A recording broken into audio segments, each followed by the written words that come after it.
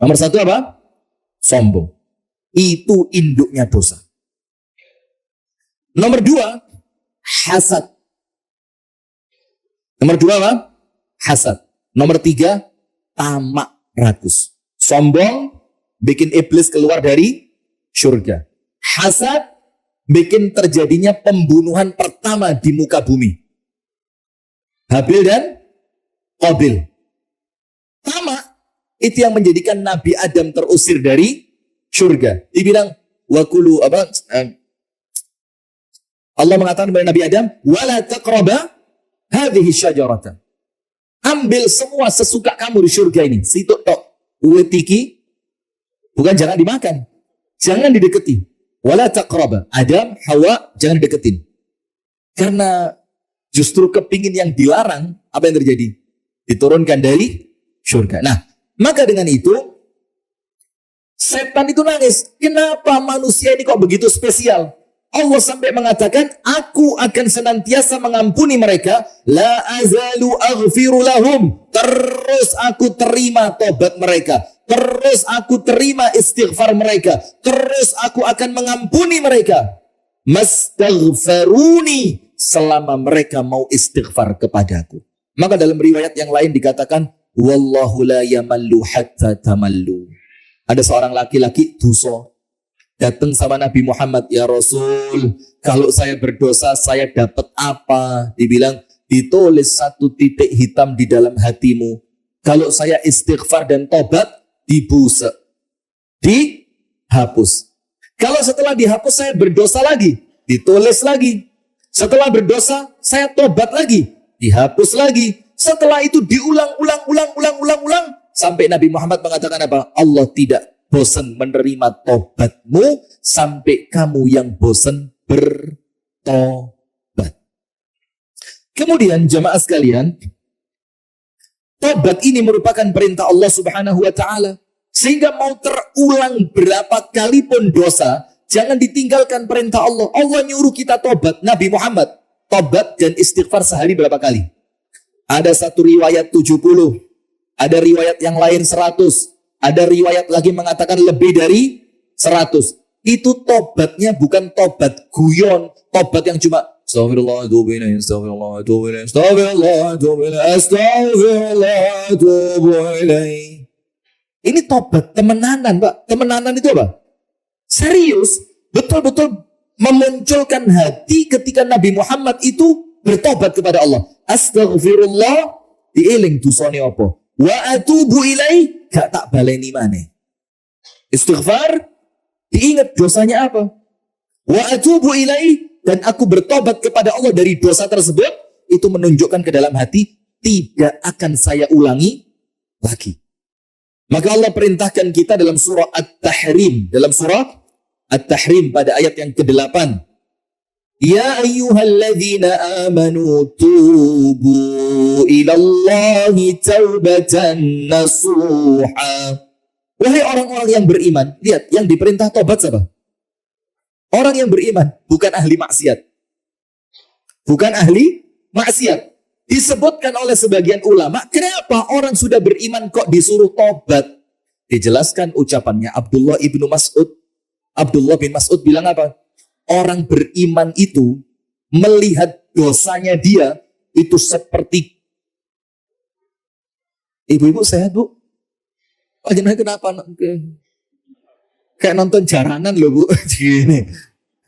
Yang serius jangan gini, Bu. Nyatet gitu loh, Masya Allah ya. Saya doakan sehat walafiat panjang umur semua ya. Amin ya rabbal alamin. Saya lanjutkan. Kenapa yang diperintah tobat bukan ahli maksiat? Dalam ayat ini, At-Tahrim ayat 8. At-Tahrim 8. Kenapa yang disuruh tobat orang-orang yang beriman? Dan iman itu, Pak, di atasnya Islam.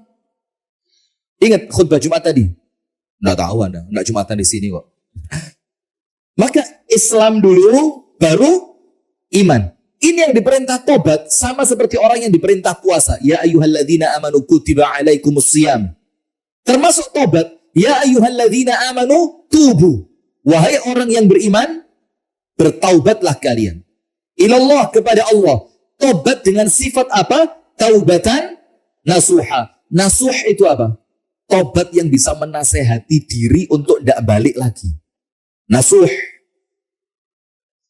Termasuk nasuh itu sempurna. Maknanya apa? Sempurna. Sudah? Dari ucapan Abdullah ibnu Mas'ud, kenapa justru orang beriman yang disuruh tobat? Karena Pak, kalau ahli maksiat kadang-kadang wis keblinger gak kerasa lek dosane gede. Orang kalau musirun itu apa?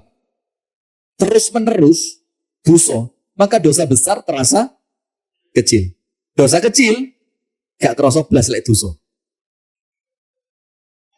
Ada ngeludah di jalan raya. Dosa apa enggak? Lu jawaban, enggak apa-apa, mau ini belajar kok. Dosa apa enggak? Itu dosa kok, bukannya kena orang, tidak pada tempatnya. Zalim. Makan kacang, kuaci, terus jendela mobil dibuka. Itu dosa Anda sak dawan embong. Kerasa oleh dosa. Gak kerasa harus biasa kok. Ngerokok, ini teman saya ini. Kena putungi rokok orang, meripati abu tak ini. Itu yang ngerokok, kerasa dosa. Blas. Jadi saya ngerokok apa? Soalnya dewe di buriku. Lah apa gak dengarku? Pokok orang itu begitu Pak. Dosa kecil, gak akan terasa kalau terus-terusan. Dosa besar, kalau diteruskan terasa apa? Kecil. Maka yang disuruh tobat, orang yang masih punya iman, yang merasa bahwa dosa itu membinasakan. Dan ahli maksiat tidak akan ngerti itu. Sudah? Maka Abdullah bin Mas'ud mengatakan, orang beriman itu Pak, melihat dosanya seperti gunung besar di atas kepalanya yang akan segera runtuh ke atasnya. Itu orang beriman. Jadi senantiasa merasa khawatir dosa itu akan menghancurkannya. Itu orang beriman. Sementara orang-orang fajir itu apa? Pelaku kemaksiatan. Melihat dosa mereka seperti laler. Mencelok nang rel. Dari mana rel? Laler, mencelok ke hidung ini. Fa'azalaha. Terus digusak. Shoot. Kemudian lalatnya pergi dan dia lupa. Itu ahli maksiat seperti itu. Jadi ngelakoni dosa itu seperti kencelokan laler. Terus lalernya digusak, lalernya pergi, dia apa? Lupa. Nah maka dalam ayat ini justru yang disuruh tobat itu orang yang beriman. Ya ayyuhalladzina amanu tubu ilallahi taubatan nasuha. Apa yang akan Anda dapatkan? Asa rabbukum ayyukaffira ankum sayyiatikum. Dosa kita sama Allah diampuni. Wa yudkhilakum jannatin tajri min tahtihal anhar. Kemudian Allah akan masukkan kalian ke dalam surga. Kemudian berikutnya, kita perlu perhatikan di sini. Ada beberapa poin tentang sudah tobat lah kok kumat. Panjenengan buka yang pertama surah Al-A'raf ayat 201. Surah Al-A'raf ayat 201. Di sini dua Pak, saya harapkan dua. Nomor satu, panjenengan tidak meremehkan dosa dan mempermainkan tobat. Saya dan panjenengan tidak meremehkan dosa dan mempermainkan tobat. Yang kedua, kalaupun ternyata dosa itu terulang, panjenengan tidak putus asa untuk tetap bertaubat. Jadi arahnya dua itu.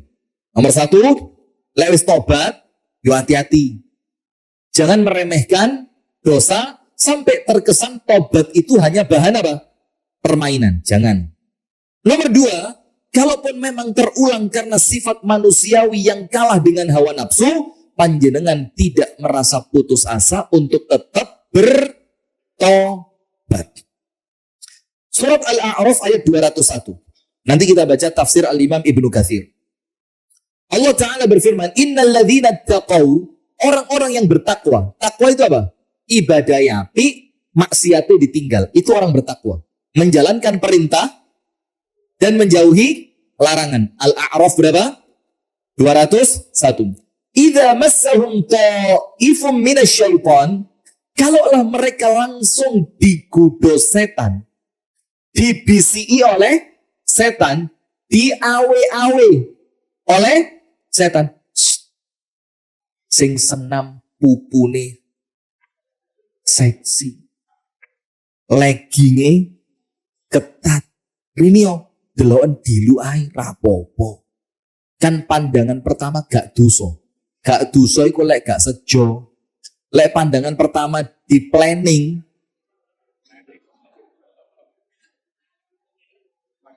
saat durunge kedep ora apa-apa. Melek terus. Lah ini ya rusak, sama aja. Jadi yang dimaksudkan pandangan pertama tidak berdosa itu apa? Yang tidak disengaja. Kalau pandangan pertama disejo, ya podo ya dosa. Nah, maka orang-orang bertakwa itu idza massahum ta'ifun minasyaitan, ketika mereka diganggu pikiran jahat untuk berbuat dosa oleh setan, apa yang terjadi? Tadzakkaru, mereka langsung ingat. Apa yang mereka ingat? Akibat buruk dari dosa. Apa yang mereka ingat? Kemurkaan dari Allah. Apa yang mereka ingat? Siksa dan azab neraka yang Allah siapkan untuk orang-orang yang melakukan kemaksiatan. Fa'idha hum mubsirun, maka seketika itu mereka langsung sadar. Gak. Itu orang beriman. Tapi ayat ini yang akan kita ambil manfaatnya, syahidnya apa? Bahwasannya jangan dikira kalau sudah ngetu 5 waktu nang masjid, ngetu istiqomah ngaji 1 hari 1 juz, ngetu istiqomah poso Senin, Kemis, jangan Anda kira orang itu tidak diganggu setan. Karena apa? Al-A'raf 201 mengatakan orang yang bertakwa pun akan tetap mendapatkan bisikan-bisikan buruk dari setan untuk mereka melakukan apa? Kemaksiatan. Nah sekarang kita masuk. Anda buka surah Ali Imran 135, 136. Surah apa? Ali Imran 135, 136. Allah Ta'ala berfirman, وَالَّذِينَ إِذَا فَعَلُوا فَاحِشَةً أَوْ ظَلَمُوا أَنفُسَهُمْ ذَكَرُوا اللَّهَ فَاسْتَغْفَرُوا لِذُنُوبِهِمْ وَمَنْ يَغْفِرُ الذُّنُوبَ إِلَّا اللَّهُ وَلَمْ يُصِرُّوا عَلَى مَا فَعَلُوا وَهُمْ يَعْلَمُونَ 135 136 أولئك جزاؤهم مغفرة من ربهم وجنات تجري من تحتها الأنهار خالدين فيها ونعم أجر العاملين. Anda akan lihat Imam Ibnu Katsir menafsirkan ayat ini walaupun dia mengulang dosanya. Saya baca artinya. Walladzina idza fa'alu fahishatan, dan orang-orang apabila mereka melakukan perbuatan yang keji. Walladzina idza fa'alu fahishatan, yaitu mereka manusia ini yang apabila mereka melakukan fahisyah. Fahisyah itu apa? Zina lan sak pituruti. Itu namanya apa? Fahisyah. Wala taqrabuz zina innahu kana fahisyah. Jangan mendekati zina, karena zina itu apa? Fahisyah, perbuatan yang keji. Dan sak pituruti itu apa? Yo, yang berkaitan dengan itu. Minuman, pornografi, erotisme. Itu semuanya masuk dalam makna fahisyah. Yaitu mereka, manusia, apabila mereka melakukan perbuatan fahisyah yang keji, au zalamu anfusahum, atau mereka melakukan kezaliman terhadap diri mereka sendiri. Kezaliman terhadap diri mereka sendiri itu artinya apa? Dosa secara umum. Dosa secara umum. Apa yang mereka lakukan? Zakarullah. Langsung mereka ingat kepada Allah. Ingat kepada Allah jamaah. Nomor 1.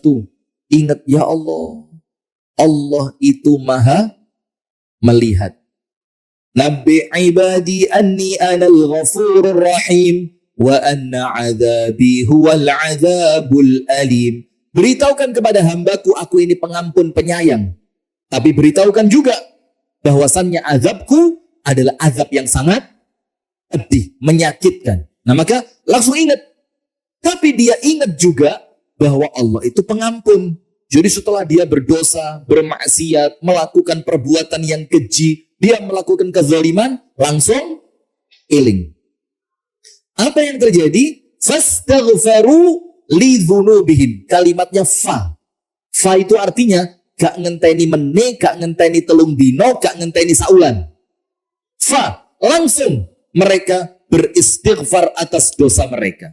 Lalu Allah tanya, wa may yaghfiru dzunuba illallah?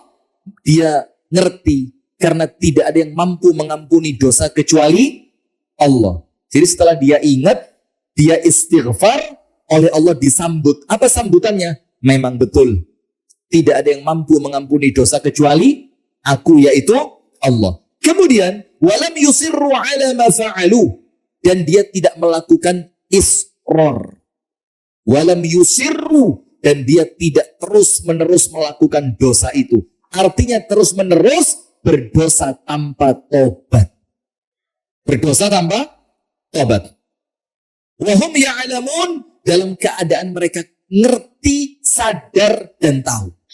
Kemudian, ulaika jazaohum maghfiratun min rabbihim wa jannatun tajri min tahtihal anhar. Maka mereka yang seperti itu melakukan dosa, keji, zalim, eleng sama Allah, langsung istighfar dan tobat, dan tidak terus-terusan melakukannya, Allah siapkan ampunan untuk mereka, dan Allah siapkan surga yang mengalir di bawahnya sungai-sungai. Mereka kekal di dalamnya, dan itulah sebaik-baik pahala bagi orang yang beramal.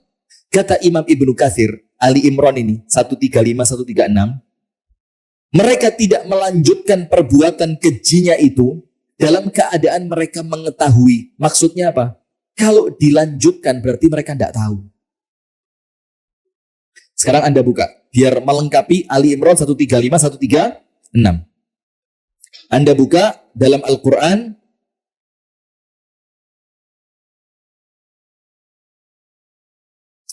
Dalam surah An-Nisa ayat yang ke-17. Surah apa? An-Nisa ayat yang ke-17. Allah Ta'ala berfirman dalam An-Nisa ayat 17. Ini pelengkap supaya panjenengan ngerti kalimat wahum ya'lamun. Dalam keadaan mereka sadar. Maksudnya Allah Ta'ala jamaah, orang itu pas ngelakoni dosa itu gak sadar. Gak sadar bahwa Allah melihat. Tidak sadar bahwa Allah itu azabnya sangat mengerikan. Panjenengan buka An-Nisa 17, pelengkap aja. Innamat taubatu 'ala Allah lilladzina ya'maluna su' bijahalah. Tobat itu akan Allah terima bagi mereka yang melakukan keburukan karena kebodohan. Jadi tobat itu diterima kalau orang itu melakukan kebodohan, melakukan dosa karena apa? Kebodohan. Dan kebodohan itu dikatakan oleh para ulama, ya kemaksiatan itu. Berarti orang yang maksiat itu sedang melakukan kebodohan. Berarti kalau mereka gelem tobat, diterima sama Allah. Maka jangan tertipu. Kalau Anda mau tobat, sama Allah diterima. Kemudian, kata Ibnu Katsir, kemudian mereka kembali kepada Allah, ingat kepada Allah, an qarib, dalam waktu dekat. Jadi gak ngenteni engkau menit ulan ngarep. Langsung, habis dosa, langsung apa? Tobat. Kemudian, meskipun dosanya terulang, dan selama mereka mau bertobat. Anda buka tafsir Ibnu Katsir, Ali Imran 135-136. Apa kata Ibnu Katsir? Meskipun dosanya terulang, selama mereka mau tobat. Kemudian ada satu hadis jemaah. Hadis ini kalau difahami salah, ya buruk. Tidak baik. Tapi kalau difahami dengan cara yang benar, maka keren. Saya bacakan hadisnya. An Abi Hurairah radhiyallahu ta'ala anhu qala. Abu Hurairah mengatakan, Sami'tu Nabiya sallallahu alaihi wasallam yaqul.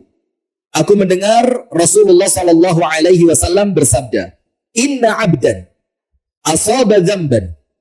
Ada seorang hamba melakukan dosa. Wa rubbama qala, dan boleh jadi dia mengatakan ketika berdosa itu, aznaba dzamban faqala rabbi aznabtu. Ya Allah, aku melakukan dosa. Wa asabtu, wis kadung kedaden ya Allah. Jadi dia ngomong kepada Allah itu setelah dia berdosa, ya Allah, saya kok berdosa ya Allah. Dan ini sudah terjadi.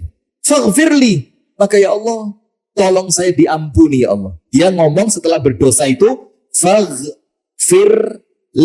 Kalau bahasa kita, astaghfirullah. Faqala rabbuhu, maka Allah berfirman kepadanya, alima abdi anna lahu rabban. Ini loh, hambaku tahu bahwasannya dia memiliki seorang Tuhan, yaghfiru dzamba wa ya'khudhu bih, yang senantiasa mengampuni dosa dan memaafkan kesalahan. Jadi Allah jawab, setelah orang itu ngomong begini, ya Allah, saya berdosa ya Allah, tapi sudah kejadian ya Allah, maka tolong saya diampuni. Sama Allah dijawab, dia ini ngerti kalau dia punya Allah yang maha pengampun dan senantiasa memaafkan. Apa yang terjadi? Ghafartu li abdi, maka Allah langsung ampuni. Thumma makatha ma sya Allah, thumma asaba dzamban. Kemudian dia berhenti dari dosanya. Ingat, walam yusirru. Ali Imran berapa? 135. Tidak terus-terusan, dia berhenti. Ternyata setelah dia berhenti beberapa saat, apa yang terjadi? Thumma asaba dzamban. Kemudian dosa maneh. Tidak lama setelah itu, setelah dia tobat, setelah dia berhenti, lah kok apa? Dosa lagi. Apa yang terjadi? Dia ngomong lagi, ay rabbi adznabtu au asabtu dzamban akhar. Ya Allah, saya berdosa lagi ya Allah. Terus dia ngomong, tapi ampuni aku ya Allah. Allah mengatakan lagi, dia ngerti bahwa dia punya Tuhan yang mengampuni dosa dan memaafkan kesalahan. Apa yang terjadi? Faghafartu lahu, aku ampuni dia. Kemudian makatha ma sya Allah, berhenti lagi dia. Ternyata tidak lama setelah itu dosa maneh. Setelah dia berdosa lagi, ngomong lagi, ay rabbi asabtu dzamban, ya Allah, aku berdosa lagi ya Allah. Faghfirli, ampuni untukku ya Allah. Allah bilang apa? Dia tahu bahwa dia punya Tuhan yang mengampuni dosa dan memaafkan kesalahan. Kemudian Allah mengatakan, falyaf'al ma sya' faqad ghafartu lahu. Wes, setelah ini lakonono sak senengmu, selama kamu mau istighfar dan tobat, saya ampuni, kata Allah. Bayangin. Jadi kalimat tobat lah kok baleni. Apa kata Imam Nawawi menafsirkan hadis ini? Imam Nawawi mengatakan, maka setiap orang yang telah melakukan dosa, kemudian dia bertobat dari dosanya tersebut, kata Imam Nawawi, walau ada mi'ata marrat, walaupun dia mengulangnya 100 kali, au alfa marrah, atau 1000 kali, au zada alaih, atau lebih dari 1000 kali. Jadi kalau ada orang berdosa, kemudian tobat, kata Imam Nawawi, lah kok dibaleni ping 100, tapi tobat. Jangankan 100, ping 1000, tapi tobat. Atau bahkan lebih, maka taubatnya oleh Allah diterima dan gugur dosa dari kemaksiatan yang telah dia lakukan. Kemudian, maka Imam Nawawi mengatakan, kalau dia bertobat dari semua dosa, semua, dipikir, sing macam-macam diiling kabeh, terus tobat 1 kali untuk semua dosa itu, apa kata Imam Nawawi? Maka taubatnya sah dan gugur semua dosanya. Nah sekarang tapi jamaah, hati-hati. Ada 4 cara yang disampaikan oleh para ulama supaya tobat itu gak gampang kumat. Jadi pikirannya jangan cuma yang penting tobat diampuni. Iya, memang diampuni. Tapi kalau meremehkan, tidak diampuni.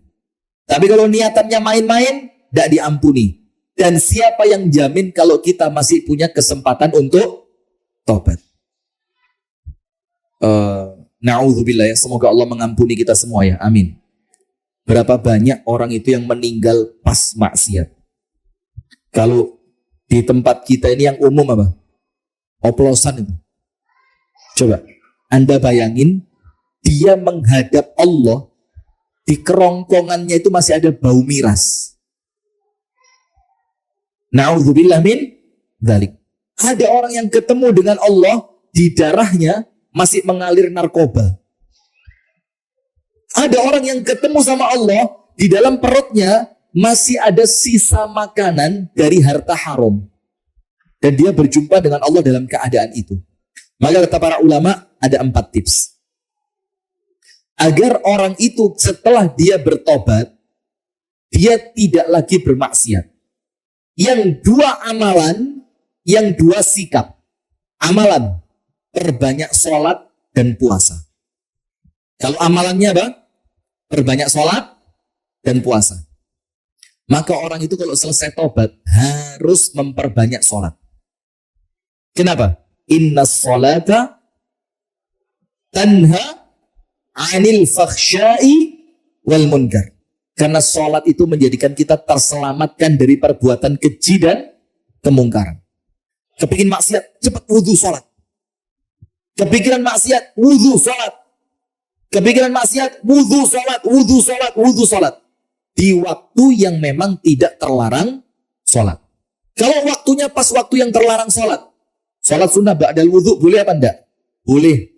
Tahiyatul masjid boleh apa enggak? Boleh. Maka cari cara biar Anda bisa sholat. Insya Allah sholat itu akan menyelamatkan kita dari perbuatan keji dan munkar. Nomor 2, puasa. Rasulullah mengatakan tentang puasa itu apa? Fa'innahu lahu wija.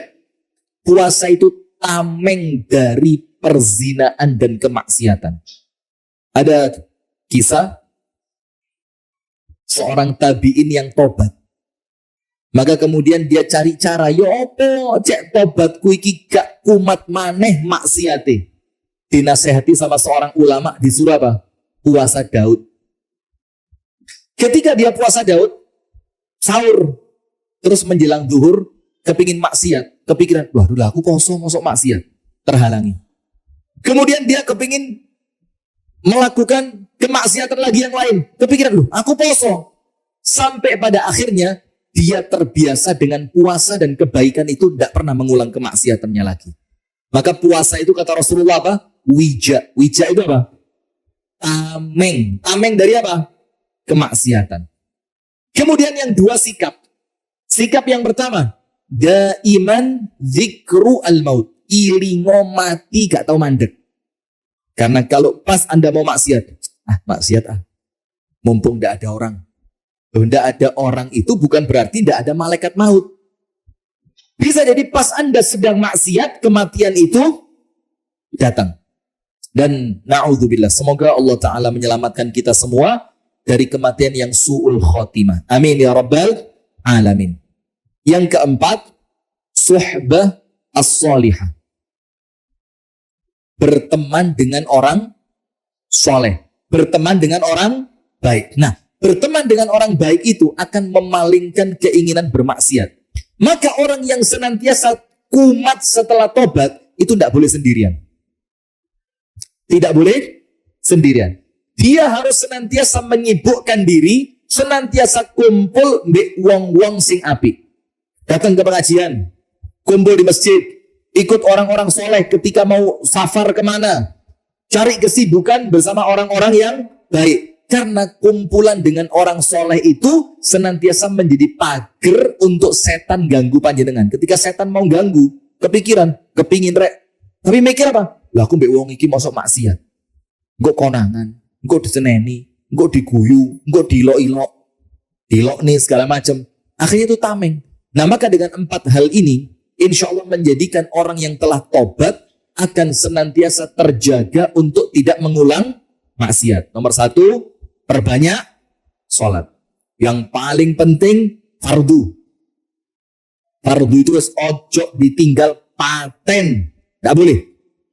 Yang kedua, rawatib. Rawatib itu luar biasa pentingnya.